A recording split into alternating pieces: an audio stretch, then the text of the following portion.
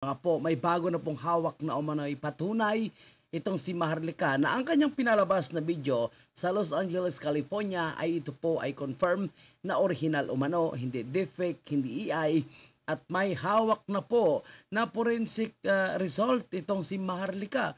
At ito umano ay magpapatunay na never po siya nagpalabas ng peaking video na sinasabi noon ni Secretary Abalos kasama po si Gibo Teodoro at ang NBI at ikinumpara po ang tainga ni Marcos Jr., ang kanyang tainga noon sa video ni Maharlika at sa kanyang picture at sinasabing fake daw. Sa tainga daw malalaman kung fake ang video or AI. Ngunit yan po ay tinawanan lamang nitong political vlogger na si Maharlika, mga kababayan po natin. At ang sinabi nga ni Maharlika, kung talagang sila ay nakakasigurado na fake umano ang video na kanyang ipinalabas noon, hinahamon niya ngayon ito nakasuhan dahil handa na umano ito humarap sa angkortiman sa Amerika dahil sa kanyang hawak na forensic result. Naku po mga kababayan, ito kaya ang magdidiin kay Marcos Jr. Panoorin natin ang video ni Maharlika, mga kababayan. Eksperto mga kababayan. Di ba sinabi ko sa inyo na may result, na actually hawak ko na yung result ng forensic.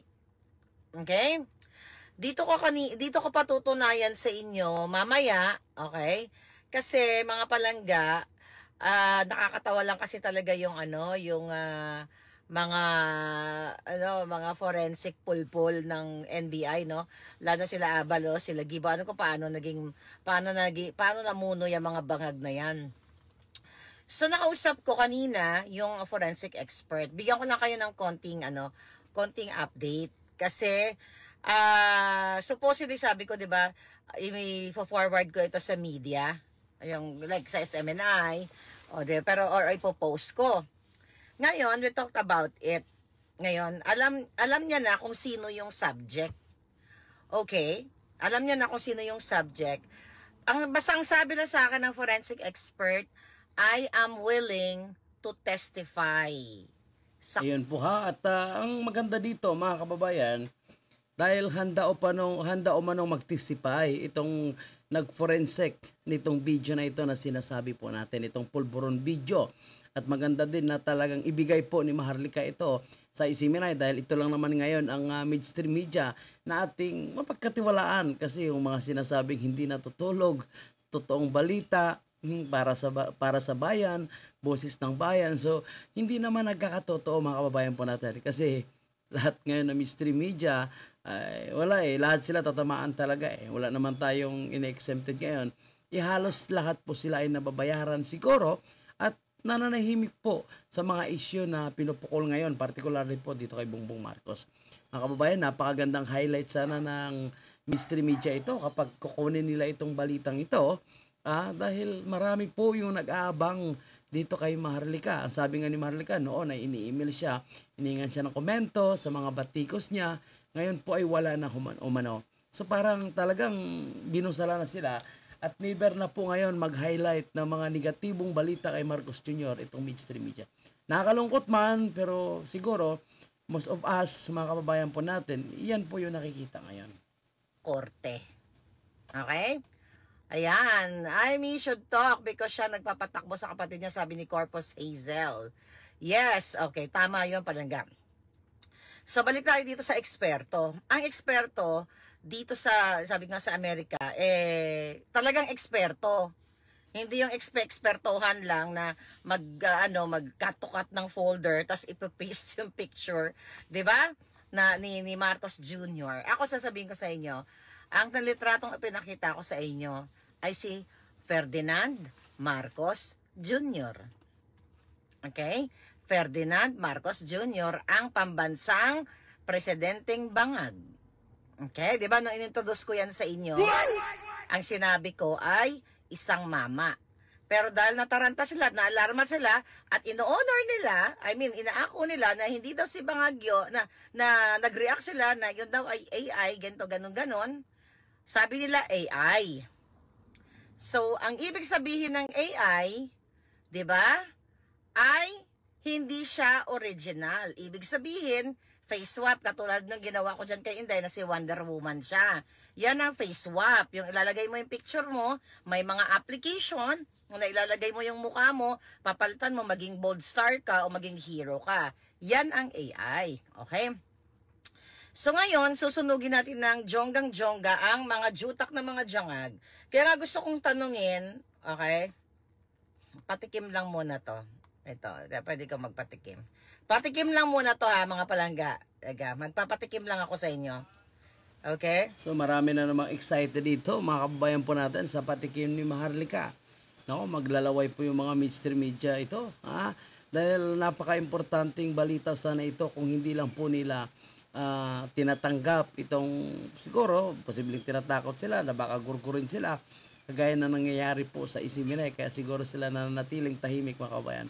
Pero kung magpakatotoo lang sana, ito sana yung talagang papatunay talaga na yung nakaupo ngayon na leader po natin ay pulboronic talaga. Sayang eh. Okay, frame. Okay, frame type. Okay. Okay. Ito. May papatikim lang ako ng bonggang-bong sa inyo. Yung figure 2. Figure 2. Okay? Here's the figure 2. Okay, nakita nyo yan? Tingnan nga, baka majita yung alindog mo. Mag-cover ka nga ng ay, Pokemon, sorry. Sorry, munti ka na. Munti ka na hitad. Okay. So, ito, nakita nyo yan? Okay.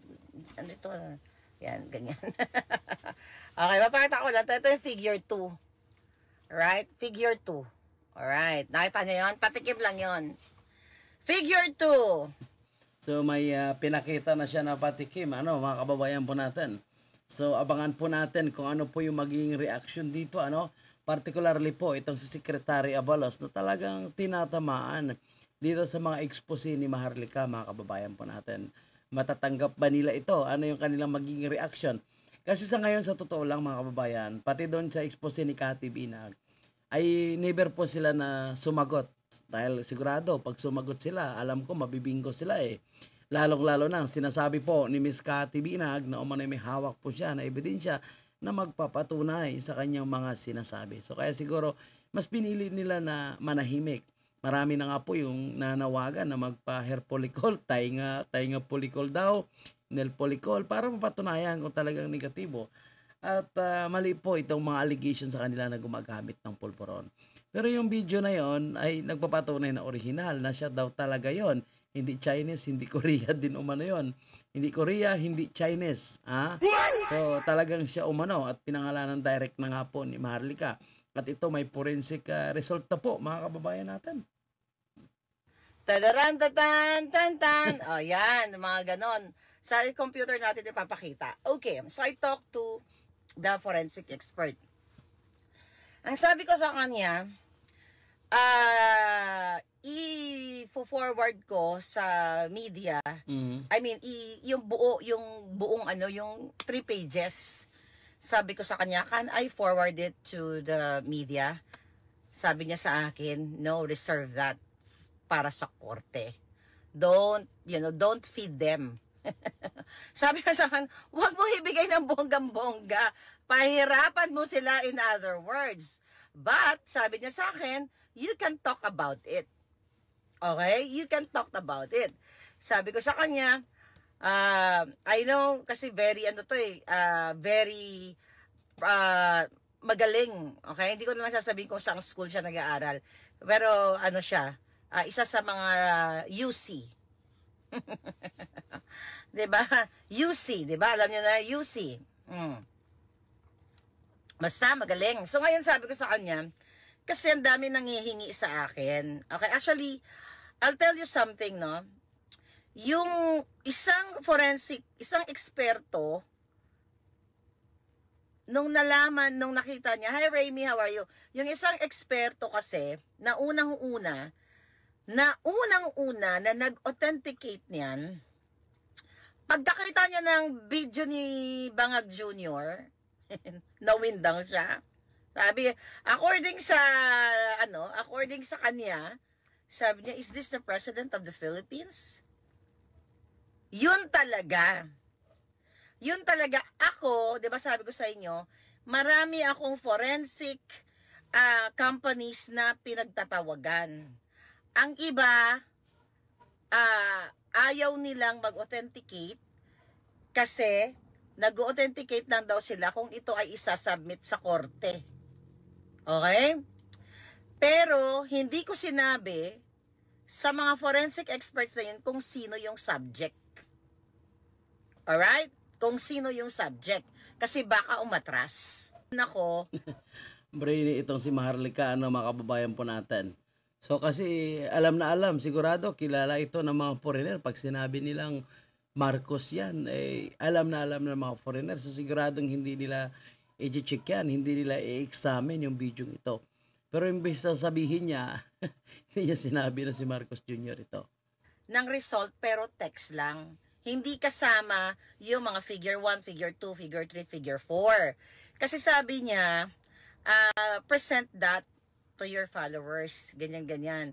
Present it, but don't post, sabi niya sa akin, don't post the whole thing. You reserve that for the court, sabi niya sa akin. Yun pala. Kasi nalaman niya na kung sino. Sabi niya, oh my God, wow. Tapos, then, pinag-compare. Ang sabi niya sa akin, kapag dumating ka sa korte, kasi yung ano namin, yung ginawa niya kasi ano pa lang yung authentication of the video. Ibig sabihin, hindi niya alam, kumbaga, naka-blindfold siya. Kumbaga, naka-blindfold siya, hindi niya alam nung una kung sino yung subject. Basta sabi ko, ito, i-ano mo to, ng bonggang-bongga, i-forensic mo to, tapos, nung after na, so sabi ko sa kanya, do you think, sabi ko ng ganon sa kanya, is it okay if I will I will forward it to the media or I will publish it, the whole paper, ganyan, the whole 3 pages. Sabi niya sa akin, sabi niya, why? Kasi hindi niya alam kung sino yung subject. Sabi niya, why? Sabi ko sa kanya, para, I want to inform the whole Philippines, the whole world. Sabi ko sa kanya that the president right now is Paul Boronic. Na-shock siya. So talaga naman po, kahit forensic expert, mas shock talaga kung makikilala niya kung sino po itong tinutukoy sa video. Nung sinabi nga ni Maharlika, na-shock talaga itong forensic na nag-examine sa video at sinasabing hindi ito AI at hindi ito deepfake. At pinakita nga ni Maharlika ang sample, mga kababayan po natin. Ngayon ang gusto ni Maharlika ay examine pa ito sa Asia, sa Europa, para talagang mawindang sila at malaman ng lahat kung anong klaseng leader tayo ngayon. Ang isang leader na Paul Boronic yan ang sinasabi ni Maharlika. So ang tanong po natin dito, mga kababayan, hahantong kaya ito sa korte at may present kaya ni Maharlika bilang ebidensya itong forensic result na sinasabi niya. At dahil may backup naman siya, may handa magtestigo para matulungan siya, positibo po yung nakikita natin dyan at sigurado hindi po sila magsasalita dyan. Kumbaga, hayaan lang, tahimik lang sila hanggang lumamig na lang at mawala na po yung issue yan. Pero palagay ko dito kay Maharlika, hindi ito lalamig. Dahil araw-arawin ito ni Maharlika, ukrayin sila dyan, mga kababayan po natin. At habang hindi nila sinasagot itong mga allegation, hindi sila kumakasa sa Hair Follicle Challenge, ipatuloy po na mag-iinit ang issue ito. At siguradong marami ang magagalit at maghahamon po na talagang magpa-hair follicle na itong si Marcos Jr. Kayo po, mga kababayan po natin, tanong po natin, naniniwala po ba kayo dito sa expose ni Maharlika? Kasi obviously, kung akong tatanungin, naniniwala po ako dyan, mga kababayan, kahit sa video, sinasabi ko na yun talaga ay totoo at hindi AI. So sa inyo po, ano pong inyong personal na komento dito, mga kababayan po natin? Maraming salamat.